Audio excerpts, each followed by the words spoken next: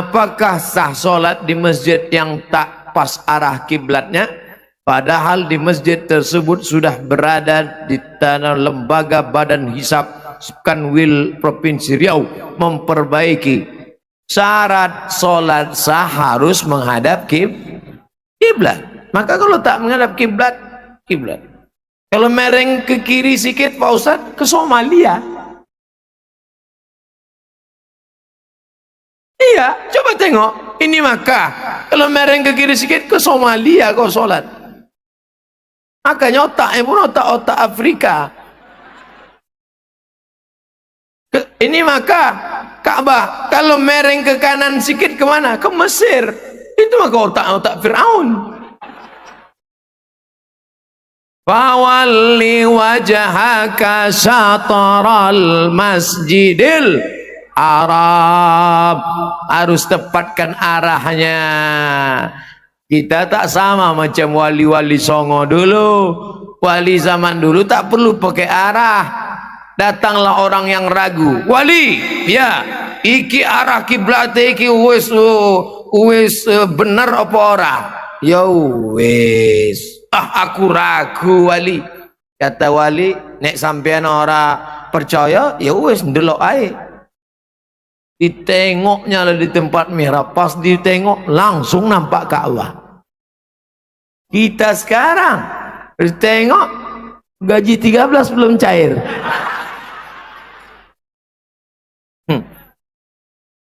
Maka sekarang ada alatnya. Oleh sebab itu siapa yang punya alatnya? Namanya LBHR, Lembaga Badan Hisab dan Ruqyah, Kementerian Agama. Panggillah ulama NU, Muhammadiyah, Majelis Ulama, Bapak Kepala Daerah, Camat, Bupati, RT, RW, libatkan Bapak Kepolisian, Tentara, Babinsa, duduk bersama, musyawarah. Jangan sendiri-sendiri. Jangan kalian anak muda datang ke masjid bawa HP langsung www.kiblat.com langsung hai orang beriman, tak ada solat kalian satupun yang sah. Tentu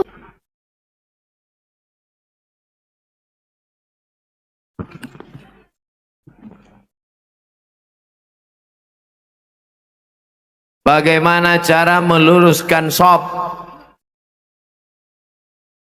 Ini garis sajadah harus diluruskan. Dah, kiblatnya kemana? Kiblat ke sana.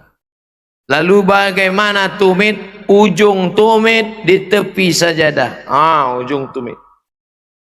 Ujung tumit subi sajadah. Jadi yang lurus itu tumitnya. Ujung kaki itu gantung kaki masing-masing lah. Kalau panjang-panjang, kalau pendek-pendek.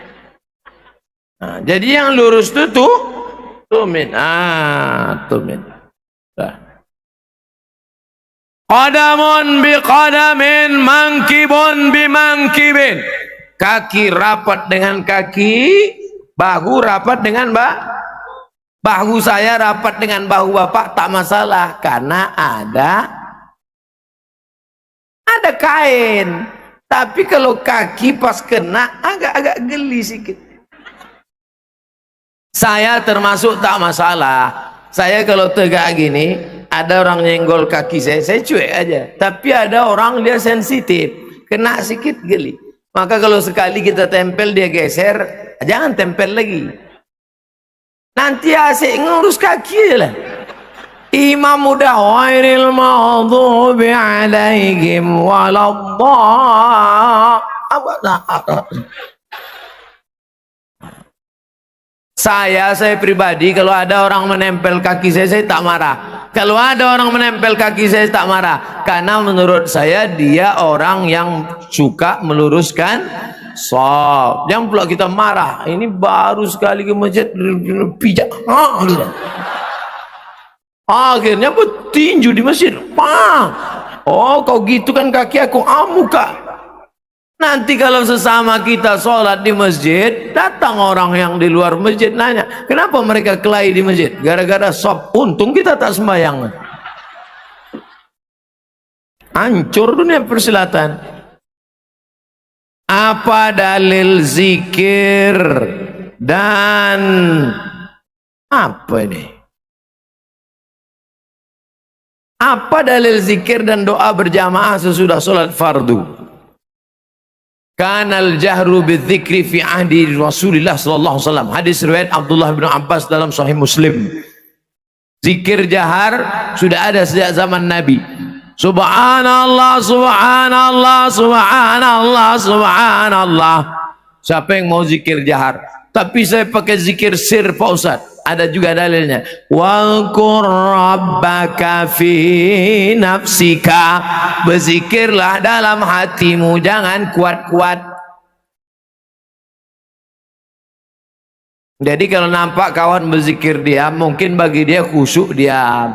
Kalau kau zikirnya khusyuk kuat karena ngusir hantu. La ilaha illallah, la ilaha illallah, la ilaha. Jangan kau berzikir zikir ke telinga dia. Ini kau diam-diam aku kerjain. La ilaha illallah. Itu cari kelahi namanya. Oleh sebab itu maka mazhab Syafi'i mengatakan zikirnya dibaca jahar untuk mengajari makmum. Setelah makmumnya faham dibaca sir. Tapi mazhab Hambali tidak. Panjang-panjang zaman zikirnya jahar. Jadi kalau ada nanti imam masjid zikir jahar, itu gunanya untuk mengajari makmum. Untuk apa lagi makmum diajari? Makmum ini kan udah tahu semuanya. Sebelum sholat, imam kan menyuruh makmum meluruskan shaf kan? Luruskan shaf. Padahal udah tiap hari dia tahu.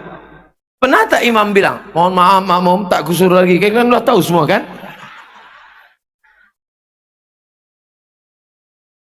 Pernah Bapak Ibu dengar? Tak ada. Cuman lain imam, lain cara dia. Kalau di Pekanbaru, luruskan shaf, lurus. Tapi kalau di Bengkalis enggak, luruskan shaf, matikan HP.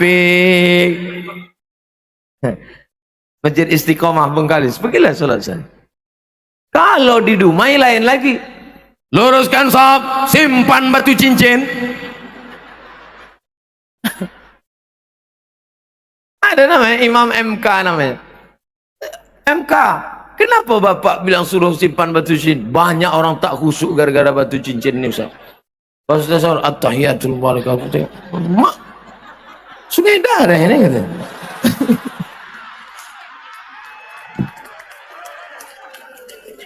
Wah, Ustaz nyindir cincin kami ya. Cincin apa salah? Saya pun pakai cincin. Pakai, tapi jangan kita percaya syirik macam-macam. Ustaz, cincin Ustaz tu ada kalau dipakai katanya bangkit aura kita. Pakai warna merah nanti mata kita merah, wajah kita merah. Itu sakit itu.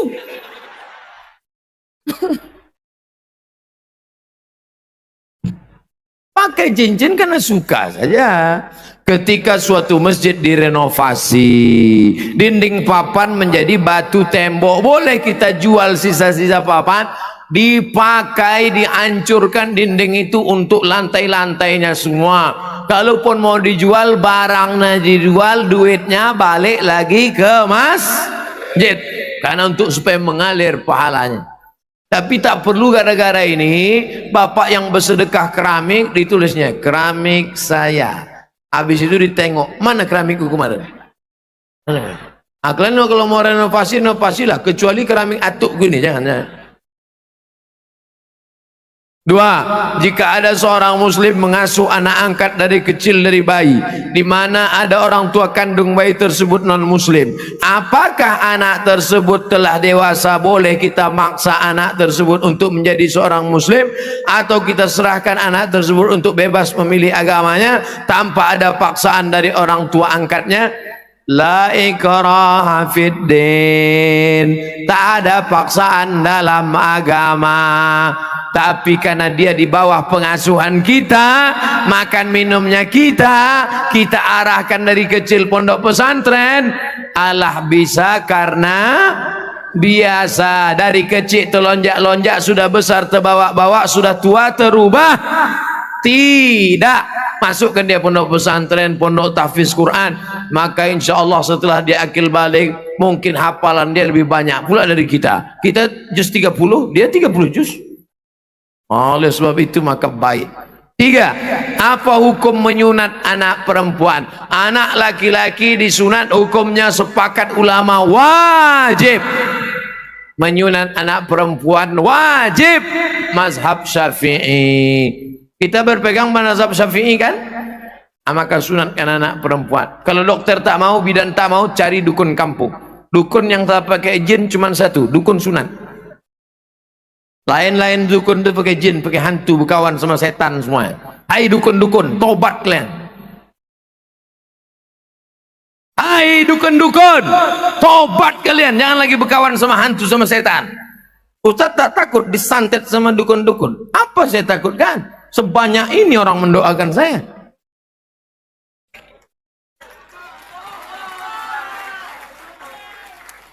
Ustaz, anak itu sudah besar, dulu lupa kami menyunatkannya, maka pakai mazhab Hambali, Maliki dan Hanafi, mukarramatun, tak sampai pada wajib. Apa guna manfaat anak perempuan dikhitan? Untuk menekan libido seksual. Apalagi zaman sekarang pakaiannya sempit, makanannya membangkitkan hormon, lalu kemudian tontonannya, penglihatannya, pergaulannya. Oleh sebab itu anak perempuan kita dikhitankan. Bagi yang kalian yang lajang-lajang, ini penting bagi laki-laki karena kalian akan menikah dengan perempuan dan kalian punya anak perempuan. Kalian nikah dengan perempuan kan? 4. Harga kontan 100.000, dicicil 120.000. Gimana tuh Pak Ustadz? Buka HP, tulis di www.google.com, tulis di search itu Somad Morocco Credit. Somad MOROCCO Credit. Enter.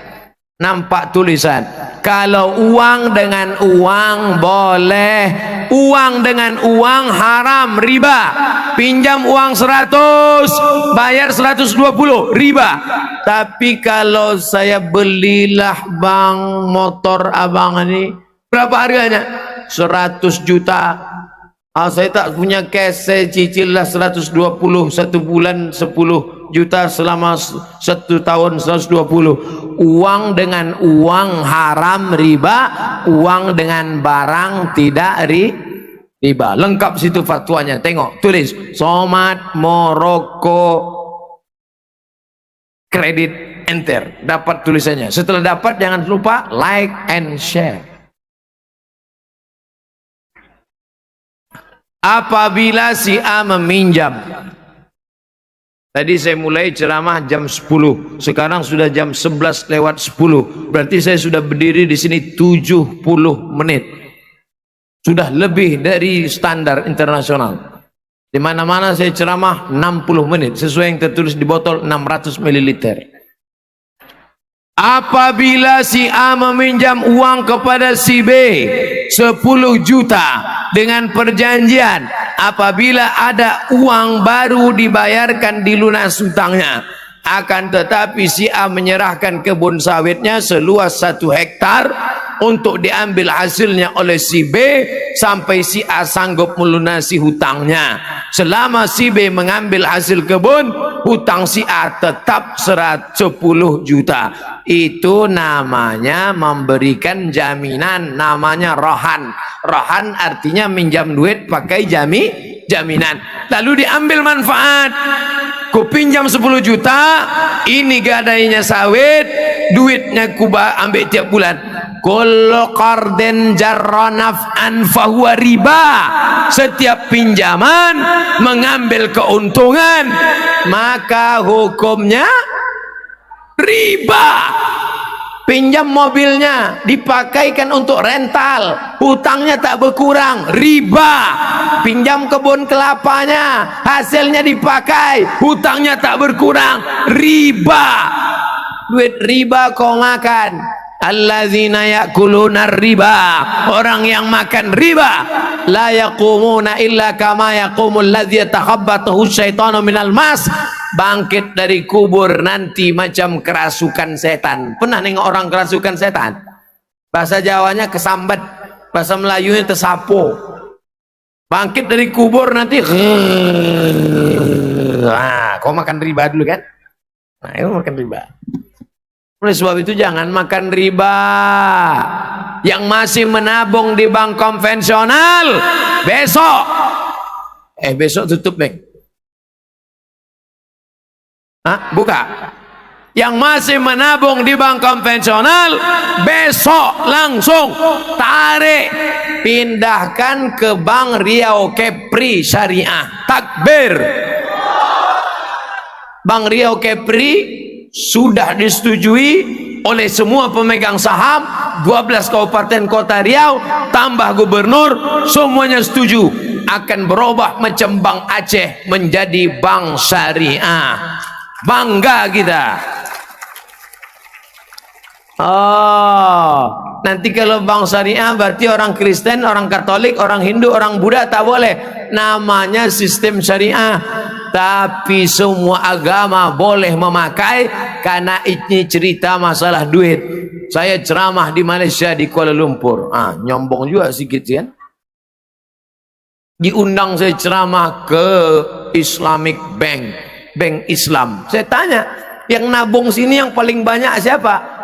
Paling banyak orang Islam. Yang nomor 2 siapa? Orang Kristen, orang Hindu, orang Buddha, orang Konghucu. Kenapa? Karena dalam bisnis ekonomi Islam lebih membagi keuntungan, lebih selamat, lebih damai, lebih terjamin dari mulai pegawainya sampai duitnya. Di tempat bank konvensional orangnya pendek. Coba ibu sama bapak pergi ke situ, mata bapak tuh pasti lebih banyak ke lutut. Bapak kalau di bank syariah, oleh sebab itu yang namanya bank syariah, hotel syariah, itu semua agama pasti mau karena menenangkan. Coba tanya sama kawan tetangga, sahabat kita yang tak Islam. Di mana suamimu sekarang? Di luar kota. Di mana dia tinggal? Di hotel syariah. Kenapa kau tak Islam, suamimu tinggal di hotel syariah? Aku lebih suka suamiku di hotel syariah karena di sana tidak mungkin ada PSK, di sana mungkin tidak ada macam-macam maksiat. Baik dia di sana. Artinya apa? Agama Islam ini rahmatan lil alamin. Oleh sebab itu ini yang kita wujudkan sekarang. Banyak orang menganggap kalau Islam berkuasa, Islam ini akan zalim, Islam ini akan menganiaya. Siapa itu Islam? Man salimal muslimun, selamat orang lain, min lisanihi, dari lidahnya, walaidih, dan dari tangannya. Selamat lidahnya, selamat tangannya, tak menganiaya orang lain. Itulah orang Islam. Selama saya tausiah 75 menit ini, ada yang tersinggung sakit hati? Saya tahu saya banyak yang sakit hati. Cuman kalau bilang tidak. Kalau ada kata-kata tak berkenan hati menyinggung perasaan, sudikah Bapak Ibu memaafkan silap salah Abdul Somad?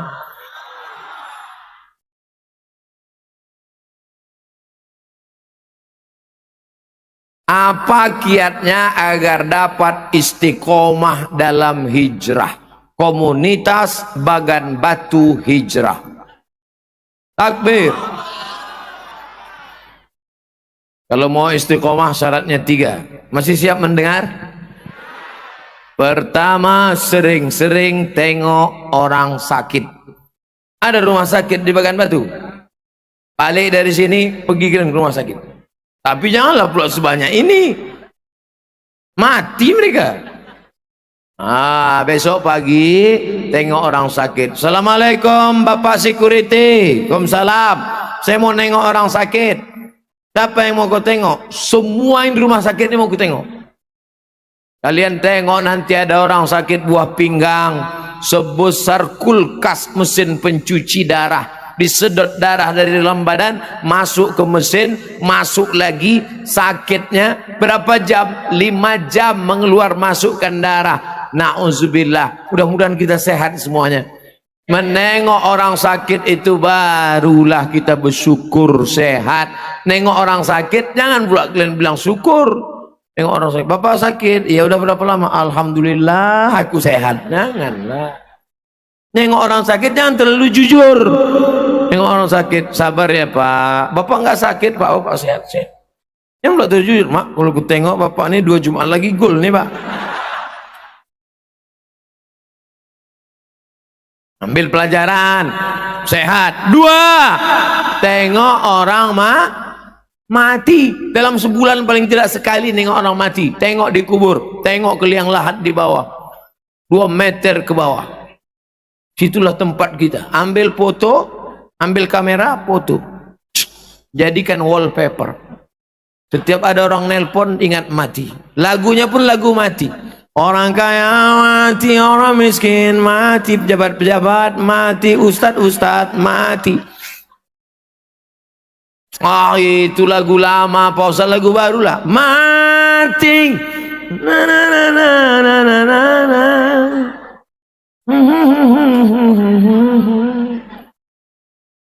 Mati.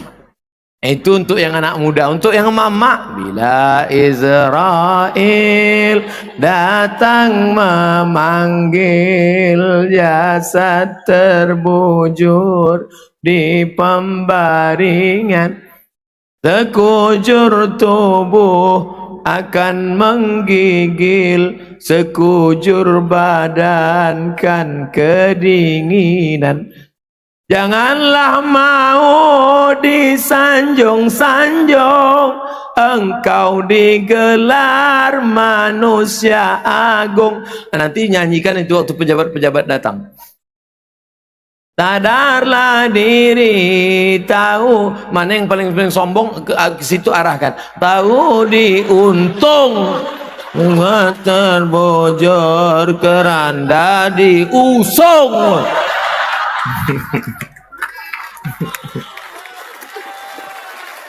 Tapi jangan tepuk tangan dulu, kan mau tepuk tangan aja pula. Tapi lagu itu keluar sesudah APBD turun. Udah berikutnya penyerahan dana. Udah serahkan dana. Biasanya orang tuh udah nyerahkan dana kan mendongak hidungnya kan. Kami yang ngasih duit, padahal duit kita itu. Kan duit dia. Duit kita. Barulah kita setel lagu tadi. Sebelum duit itu turun, lagunya lagu ya dana lah. Ya dana, ya dana. Ya dana, ya dana.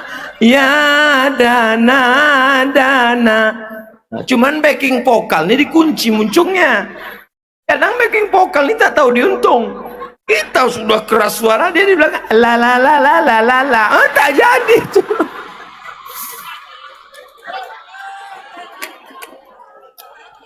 Tengok orang sakit sudah, tengok orang mati sudah, apalagi yang belum membuat jamaah. Bersyukur kita, ternyata di sini sudah ada komunitas hijrah Bagan Batu. Bangga kita. Saya kemarin di Malaysia dikawal sama komunitas bikers. Bikers yang pakai motor besar. Mantap. Rupanya di Malaysia yang ikut bikers tuh besar-besar motornya. Tempat kita kap 70. Orang penengoknya, tengok tuh yang hijrah, yang tobat-tobat tuh mana itu. Aku tak selera nih. CB 100 banyak pula mogoknya lagi. Coba kalau motor besar yang harga 300 juta. Kita pun bangga. Ustaz Somad kemarin itu, Ustaz Somad tuh ceramah katanya itu harus bersedekah. Motor dia harganya sampai 300. Berapa nih kami tengok di internet? Harley Davidson paling murah 300 juta. Itu mereknya Casio. Kasih orang. Pakai gaya aja. Tapi kalaupun kalian punya komunitas motor besar anak muda, tetap pakai helm. Pernah kalian tengok saya pakai motor pakai peci? Pernah? Mana pernah? Saya tetap ikut aturan pakai helm, yakinkan bunyi klik baru jalan. Nah, pesan Kepolisian Republik Indonesia. Tetap ikut kita. Kemana-mana dompet ini dibawa. Apa isinya? SIM A, SIM C. Ada. Walaupun saya naik helikopter.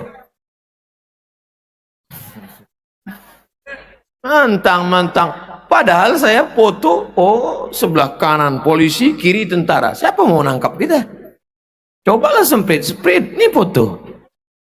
Tapi kita jangan gunakan itu. Kita tetap taat atau aturan. Jelas? Dah habis waktu. Sekarang barulah. Oh kalau dipeturutkan sampai pagi nih Pak. Maka kita berpisah. Apa yang disampaikan Ustaz Somad tadi? Entah apa-apa aja ceritanya, aku pun bingung. Jelas ceramah saya, bukan tak jelas. Di sana saya bercerita tentang silaturahim. Di sini saya bercerita tentang pentingnya ekonomi dan politik. Di sini saya bercerita tentang masukkan anak ke sekolah agama. Tapi inti dari pengajian kita malam ini berubah amal. Apa bukti pengajian di Bagan Batu berhasil? Ramainya minta ampun, sampah besok pagi berserak-serak. Jangan.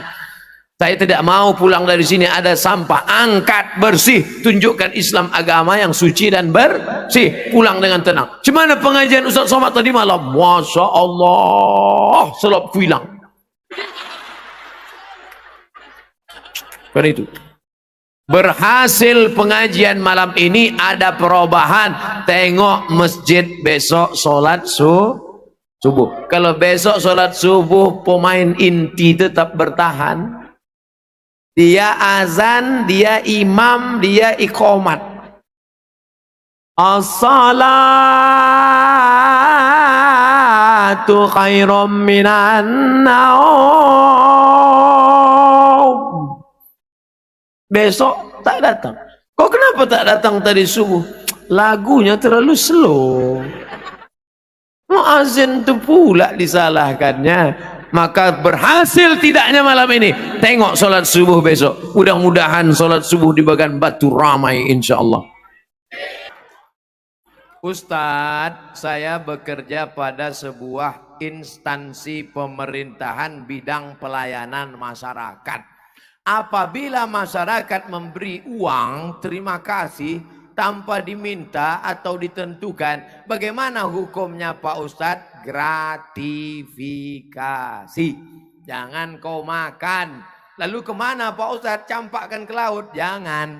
Kau serahkan ke lembaga yang dinikmati orang banyak, masoleh ammah. Apa itu?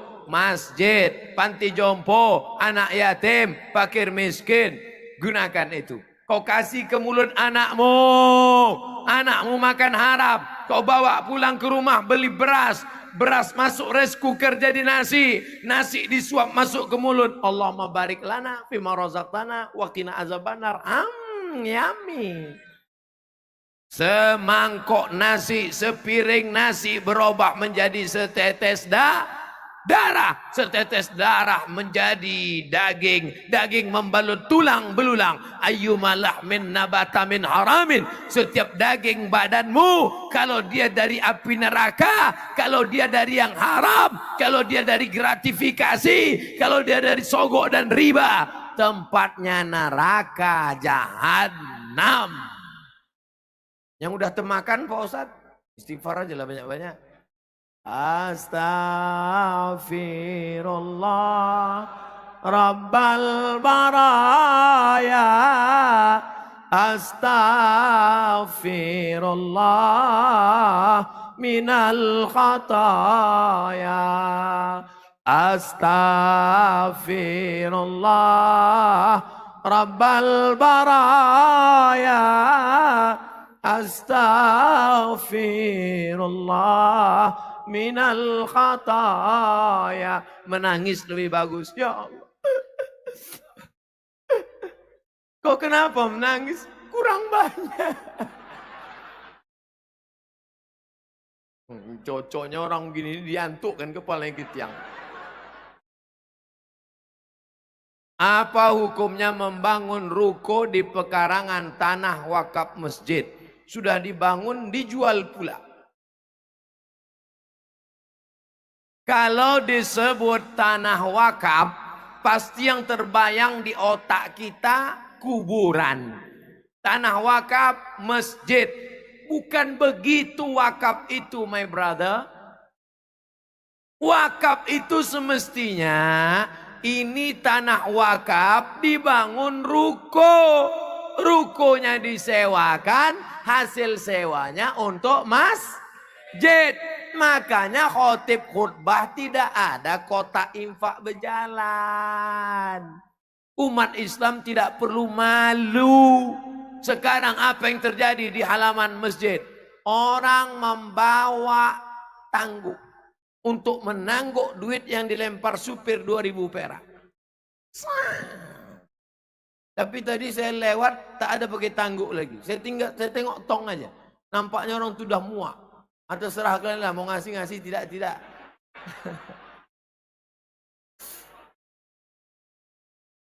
Kami kuliah di Al-Azhar. Saya di Al-Azhar. Ustaz Yahya di Al-Azhar.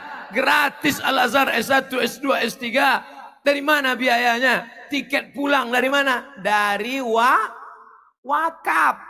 Jadi tanah-tanah wakaf itu mesti diberikan surat ke Badan Wakaf Nasional. Badan wakaf kita. Untuk Provinsi Riau nama ketuanya orang Rokan Hilir, Bapak Dr. Asari Nur. Supaya wakaf itu tidak dimakan orang yang tak tentu arah. Maka ada akadnya. Aku wakafkan rukoku ini 2 pintu. Aku wakafkan ruko. Ustaz Somad, aku sudah mewakafkan ruko 100 pintu. Banyak. Pintunya aja. Tapi uak yang satu ini tidak. Dibangunnya ruko di laman masjid, habis itu dijualnya. Maka 2 kesalahan dia. Pertama, mengambil tanah wakaf. Yang kedua, membangun sesuatu di atas tanah wakaf dan menjualnya untuk kepentingan pribadi. Maka neraka jahanamlah tempat dia. Hai bapak yang sudah membangun ruko di tanah wakaf, tobatlah kau pak, berhenti pak. Ku nasihatkan malam ini pak, berhenti pak. Kau balikkan duit ini ke masjid pak. Bangunannya itu kau tebus balik pak. Kalau tidak aku tak tanggung jawab di hadapan Allah Subhanahu wa taala. Allahumma ballaghtu Allahumma fashhad. Ya Allah, sudah ku sampaikan di Rokan Hilir, sudah ku sampaikan di Bagan Batu. Saksikanlah ya Allah. Ini saksi-saksi Allah yang sudah menyaksikan. Di padang mahsyar nanti aku tak akan dituntut. Kenapa kau bangun di tanah wakaf? Karena tak ada ustadz yang berani nyampaikan. Ustadz hanya ceramah, marilah kita bersabar. Laki kita dilarikan orang, sabar. Itu bukan sabar, goblok. Bodoh. Waktu kita muda banyak ibadah kita tinggal. Setelah tua kita taubat. Apakah kita meninggal masih disiksa lagi? Ini bertanya apa menawar?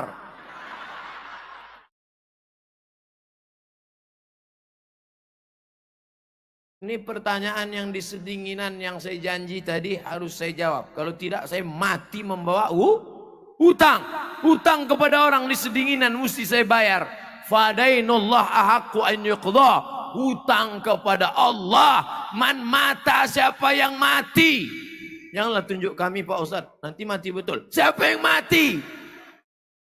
Wa alaihi siyamun, punya hutang puasa. Sama'an waliyuhu. Ibu dulu mengandung anak, berapa hari puasa tinggal? Waktu hamil 30 hari. Menyusukan tahun pertama 30 hari. Menyusukan tahun kedua 30 hari. Satu anak, berapa hari puasa ibu tinggal? 90 hari. Pas mau diganti, adiknya pula datang. Hei laki-laki, kalian pikir laki-laki keluar dari tabung gas? Kalian pikir kalian melompat dari planet Mars datang kemari? Kalian pernah singgah di perut seorang perempuan, dia kehilangan darah, bahkan banyak yang mati syahid karena melahirkan. 90 hari dia tak puasa gara-gara kalian. Oleh sebab itu maka ganti puasanya. Kalau dia sudah meninggal dunia, kalian gantikan. Soma anhu waliyuhu, ahli waris. Adapun solat, maka tidak ada yang bisa menebus solat kecuali solat itu sendiri. Kau udah solat? Baru 2 Jumat nih Pak Ustaz. Selama ini kau tak solat? Tidak. Berapa umurmu? 40 tahun. Akil balik umur berapa? Umur 10. Berarti tak sembahyang berapa tahun? 30 tahun. Walaupun hidup 1000 tahun, kalau tak sembahyang apa gunanya? Walaupun hidup 1000 tahun, kalau tak sembahyang apa gunanya? Maka gantilah solatnya dengan solat qodok, bukan kobok. Kobok itu cuci tangan. Habis isya qodok. Usolli fardal isya 4 raka'atin qodokan. Berapa lama? 30 tahun lah. Kau qodok 2019, 2029, 2039, 2049. Datang malaikat maut tahun depan. Alhamdulillah, cepat lunas. Enak aja, tobat, astagfirullah, utang lunas. Salatullah, salamullah ala. Assalamualaikum warahmatullahi wabarakatuh.